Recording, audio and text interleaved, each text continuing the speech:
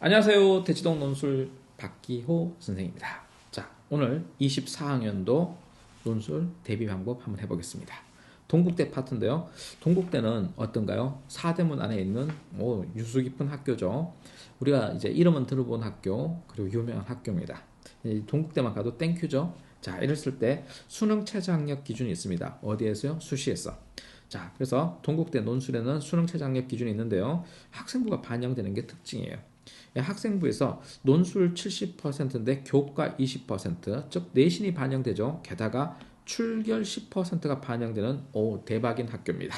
자, 그러니까 여러분들이 무단 결석을 하지 말아야 되겠죠. 무단 처리되면 안 됩니다.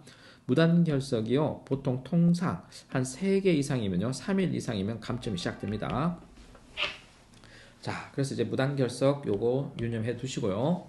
그리고 교과는 내신은 20% 반영된다.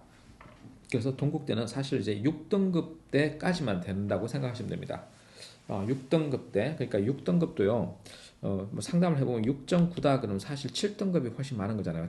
이게 6.9가 그냥 6.9가 아니고 과목마다 다 등급이 있어요. 국어 뭐 6등급, 수학 5등급 이런 식으로요. 이 등급이 있어요. 그러면 이걸 다 평균을 내니까 6.9가 된 거예요. 그 말은 7등급, 8등급이 있다는 소리잖아요. 그것도 많다는 소리잖아요. 그래서 안 되는 거예요. 이래 같은 경우. 왜? 7등급보다는 감점이 크거든요. 그래서 동국대에서 6등급이 된다는 것은 6.5등급 이내. 그러니까 5등급, 6등급이 많은 친구들이 되는 거죠. 어떤 특정한 과목이 7, 8, 9 나오면 감점이 되다 보면 이거 붙이기 힘든 경우가 많습니다. 자, 이제 논술 인원수는 300명에서 1명 빠지네요. 자, 그리고 자연계는 수리 논술을 보고요. 인문계는 인문 논술을 봅니다. 자, 이제 논술 뽑는 인원수는 그렇게 많지는 않네요. 자, 수능 최저학력 기준이 좀 완화가 됐습니다. 그래서 인문계열은 2합5, 이제 2개 영역 합5. 작년에는 2합4였는데 2합5로 바뀌었네요. 그래서 2합5로 좀 낮아졌습니다. 국영수에서 탐구는요, 사탐이든 과탐이든 상관이 없습니다. 자, 이제 경찰 행정학부는 빡셉니다. 2개 영역 합4입니다. 자, 그래서 국영수 중에서 2개 과목 합4, 인문자연 공통입니다. 여기는 자연계는요,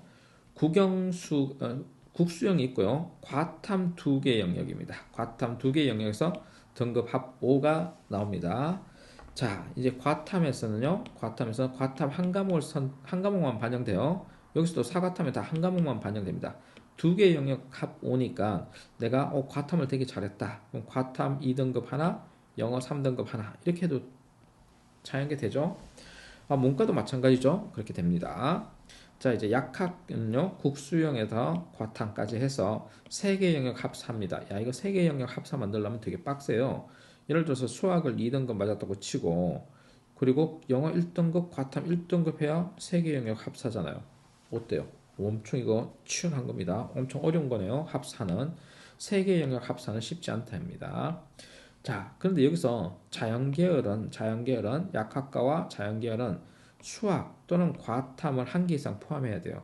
그러니까 내가 여기서 뭐 자연계열인데 과탐 실력이 형편없어요. 과탐이 뭐 4등급, 과탐이 5등급 나왔다고 칩시다. 자, 그리고 이제 수학이 또 실력이 나빠요. 수학이 4등급이라고 칩시다.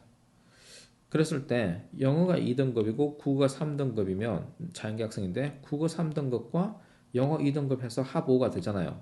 근데 수학이나 과탐을 포함해야 되니까 수학 4가 뜨고 과탐이 5가 뜨면 안 되는 구조죠. 그래서 그런 걸 유념해 달라 이겁니다. 그러면 어떻게 하면 되느냐? 일단 수학을 여러분이 4등급 맞았다. 그럼 영어라도 1등급 맞아야 되는 구조죠. 이러면 이제 수능 체제가 되는 거죠. 자연계열에서는. 자, 그걸 이제 생각해 보세요 하는 겁니다. 그러니까 우리는 뭘 잘해야 돼요? 자연계 학생들은 수학과 과탐 이 2개 중에 한 개라도 잘해야 된다. 몇 등급 맞아라? 2등급 맞아야 된다 하는 얘기를 하는 겁니다. 자, 그 다음에 이제 AI 소프트웨어 융합입니다. 이제 뭐가 나왔어요? 요즘 최첨단 학문이 챗GPT 나오니까 AI가 난리 났죠. 그래서 이건 유명한 학과입니다. 그죠? 그래서 인문계에서도 뽑고 자연계에서도 뽑습니다. 그런데 자연계에서는 역시 뭐 과탐, 그 다음에 수학 이런 걸 반영하죠. 그래서 수학을 포함해서 등급을 산정합니다. 인문계에서도요 수학을 산정합니다. 그래서 많은 학생들이 야, 두 개 영역 합 5네. 나 인문계 가지 말고 AI 소프트웨어 가볼까? 그랬을 때 수학을 계산한다고요. 그럼 수학을 여러분이 4등급 맞았다. 그러면 영어는 1등급 맞아야 되는 상황이에요. 수학을 3등급 맞았다. 그럼 뭐 일단 국어를 2등급 맞았다. 이런 식으로 해서 체제를 맞추는 구조입니다. 자, 이거 참고하시고요.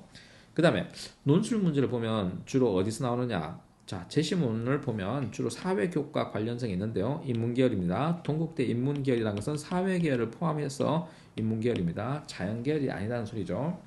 동국대 인문계열은 사회계열과 인문계열 이쪽에서 논술시험 문제 나오는 게 통합사회에서 지문이 한 개 나오고요. 사회문화에서 한 개, 생명에서 두 개, 윤리사상 한 개, 경제 하나, 정치화법 하나, 국어에서 하나, 그 다음에 세계지리 하나, 사회통합에서 하나, 화작에서 하나, 언매사 두 개, 문학에서 두 개, 독서에서 세 개. 자, 무슨 뜻이에요? 그렇죠. 야, 이거 전 과목이 다 나오는 느낌이에요. 전 과목. 야, 독서, 문학, 언매, 화작, 국어. 와, 일단 국어에서 빠짐없이 나오네요. 거기에다가 사회 탐구를 뭘 해도 나와요. 뭘 해도. 야, 뭘 해도 나옵니다. 뭘 말하죠? 그렇죠. 어떤 과목에든 치중해서 안 된다 이거죠. 그러니까 이제 사회 탐구에서의 선택의 유불리를 없애겠다는 거예요. 선생님 저 경제 했는데요. 그럼 경제 지문 한 개 나오는 거죠. 생윤 했는데요. 이렇게. 근데 나 경제 안 했는데요. 뭐 그래도 넌 정법은 했을 거 아니냐 이거지. 이런 식으로 유불리가 없도록 하는 게 동국대 특징이에요. 그래서 동국대가 1번 문제, 2번 문제, 3번 문제 이렇게 있으면 1번 문제 윤리교과 문제가 나왔으면 2번에는 뭐 거기 사회문화, 3번에는 정치와 법 이런 식으로 나와요. 자, 실제 문제 한번 살펴보겠습니다. 자, 문제는 30점짜리 1번 문제인데요. 그거 320자에서 400자. 글자 수가 어때요? 아주 작죠. 그냥 정확히 답만 쓰는 겁니다.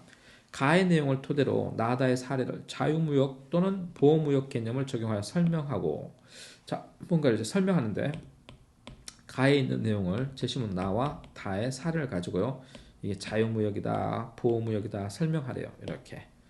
그리고 나의 내용으로 보호무역주의를 비판하래요. 이렇게 보호무역주의를.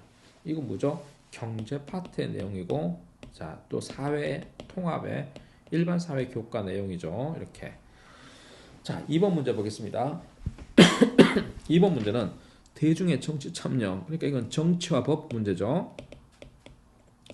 가와 나에 나타난 문제점을 바탕으로 나다의 다라의 주장을 비판하라 해서 40점. 글자 수는 앞의 문제와 별반 차이가 없죠. 그러니까 글자가 아주 320자짜리 또 320자짜리 이렇게 나왔다 이거죠. 자, 이제 3번 문제는 글자 수가 길죠. 40점 배점되어 있는데 600에서 700점이다. 그래서 뭐 320, 또 320, 맥스는 400, 400이고요. 그리고 600에서 700 해서 뭐 맥스로 잡아도 글자 수가 이렇게 대략 어떻게 나오나요? 1500자 정도 쓰는 겁니다. 자, 이제 문제 3번에 보면 가나를 바탕으로 제시문 라마에 대해서 도덕적 판단을 하고 사건의 윤리적 문제점. 자, 뭐 하고 있어요? 윤리 문제 내고 있죠. 그래서 이건 윤리 문제가 3번 문제였고, 그리고 2번 문제가 정치법 문제고 3번 문제가 자유무역, 보호무역주의, 경제 문제가 나왔죠. 이런 식으로 전공과 여러분이 어떤 전공을 선택하든 불리함이 없게 한다. 반대로 역설적으로 이야기하면 사회탐구가 중요하다. 전 과목이 중요하다. 자, 학생 네가 윤리는 알았다고 쳐. 자, 그럼 3번 문제는 어쩌지 했다고 쳐. 그런데 정치를 선택하지 않아서 이거 정치 참여 문제 어떻게 풀어? 이럴 수도 있고요.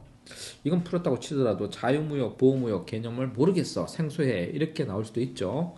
그래서 이런 학생들을 위해서 제가 준비한 게 뭐냐? 논술 의휘집을 준비했습니다. 그래서 메가스터디에서 여러분들이 논술 의휘집을 살 수 있고요. 대치동 대박학원에 오시면 논술 의휘집을 구매할 수 있습니다. 이 논술 의휘집은 이런 식으로 사회탐구가 막 킬러 문제로 나오는 대학들 있지. 이게 동국대가 사회탐구가 킬러 문제예요. 경제를 선택하지 않은 학생들이 경제 문제가 나오면 이제 막 멘붕이 오는 거예요. 어쩔 수 없는 거죠. 왜? 교과 시험 범위 교과 내용 안에 있으니까. 개인의 선택 유무는 유불리로 작용하는 것이지 뭐 꼭 그게 내가 생존을 선택했다고 해서 반드시 불리한 건 아니잖아요. 윤리 문제가 나오니까. 그래서 여러분들이 논술 어휘집을 통해서 이렇게 사탐 관련된 용어들을 공부하시면 됩니다. 요 정도 선에 나와요. 논술 어휘집에 있는 단어를 외울 정도, 외우고 그걸 쓸 수 있을 정도의 수준에서 다 해결됩니다. 그 선에서 만들어 놓은 겁니다. 자, 이제 그것도 안 되겠다. 그런데 선생님, 저는 그보다 더 시화된 게 필요해요. 그러면 5월달과 현장 강의에서는 5월달과 6월달에 비문학 강의가 있어요. 비문학 강의가 있는데 비문학 배경 지식 강의가 있습니다. 사탐 배경 지식 강의가 있어요. 비문학 강의인데요. 비문학 강의인데 사탐 배경 지식 강의가 있어요. 그래서 뭐 사회 문화 내용만 쫙 모아서 기출 문제 중에 사회 문화 제재만 모아서 이 정도 문제가 나오니까 이 정도의 내용을 알아두자 해서 강의를 하고요. 또 경제 파트, 정치화법 파트, 그리고 생윤, 윤사, 뭐 지리, 역사 이쪽에서 논술 기출 문제들을 쭉 분석해서 이 정도 수준에서 문제 나옵니다. 그리고 사회 탐구를 하지 않았다. 그럼 자연계 학생이겠죠. 자연계 학생인데 인문계 논술을 하는 경우 사탐을 약하잖아요. 내가 사탐이 하긴 했는데 사탐이 약하다. 아니면 사탐이 9개 과목인데 그중에 난 2개밖에 안 했다. 1개밖에 안 했다. 뭐 이런 친구도 있을 수 있을 거 아니에요. 그런 친구들을 위해서 이렇게 강의를 해놓고 있습니다. 그래서 그 강의를 좀 들으실 필요가 있겠죠. 자, 이제 동국대 논술 문제를 살펴봤습니다. 동국대는 사탐의 문제가 끝판왕이다. 골고루 나오는데 야, 이게 나한테는 폭탄으로 좌우할 수 있다. 경제를 선택 안 했는데 경제 문제가 나오면 쥐약인 경우가 있다. 그렇지만 합격하기 위해서는 논술 어휘집을 최소한 외워라.